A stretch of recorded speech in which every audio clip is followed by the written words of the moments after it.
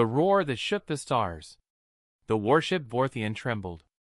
Not from turbulence, not from enemy fire, but from the voice of Queen Marath herself. Her roar split the recycled air of the command deck like a blade through silk. 6 feet of iridescent scales, for arms ending in obsidian claws, and eyes the color of dying suns. She was every nightmare the galaxy had ever conjured. And right now, she was a mother who could not find her children. "Where are they?" she bellowed, sweeping a navigation console off its mount with one swing of her lower arm. Commander Vreth, her most decorated officer, stood at rigid attention.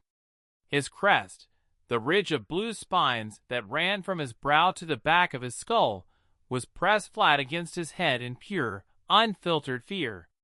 "My queen," he said carefully. "The princes were last seen in the lower observation bay. We have searched every deck, every corridor, every sealed chamber." He paused. "They are not aboard." The silence that followed was worse than the roar. Prince Kael and Prince Soren, her twin sons, 7 years old by galactic standard, mischievous as comets and twice as destructive, were gone. The human ship, 3 decks below a passing freighter called the Meridian Star, cargo specialist Marcus Webb, was having the strangest morning of his 34 years. He had woken slowly, the way a man does when something feels different but not wrong. There was warmth on his chest, then pressure, then a soft, rhythmic sound, somewhere between a purr and the hum of a power cell. He opened his eyes. 2 small creatures were curled on top of him, nested against each other like question marks, their tiny scaled bodies rising and falling in deep, perfect sleep. They were no bigger than human toddlers. Their skin shimmered faintly, a pale silver green, and their small clawed hands were tucked beneath their chins.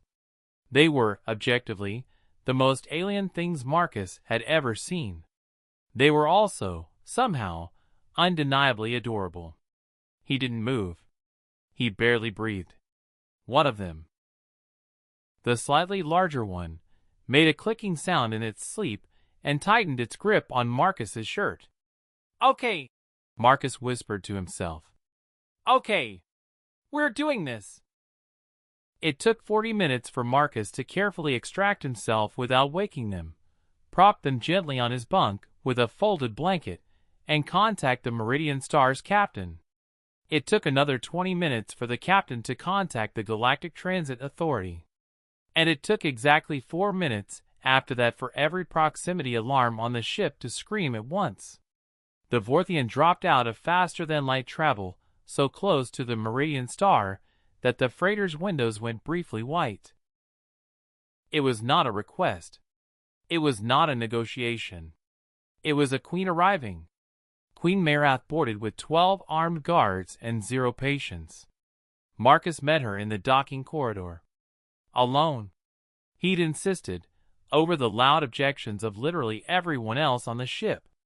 He stood at 5'10", wearing a stained cargo jacket, holding a cup of coffee, and he did not run. She looked down at him. Her crest fanned wide, a thread display. Her 4 arms spread open. "Human," she said, her translator device crackling. "You have something that belongs to me." "I do," Marcus said. He took a slow sip of coffee. "They're asleep. I'd really prefer we didn't wake them up." What the queen saw. She pushed past him. Her guards followed. They moved through the narrow corridors of the freighter like storm clouds. And then they reached the bunk room. Queen Marath stopped in the doorway.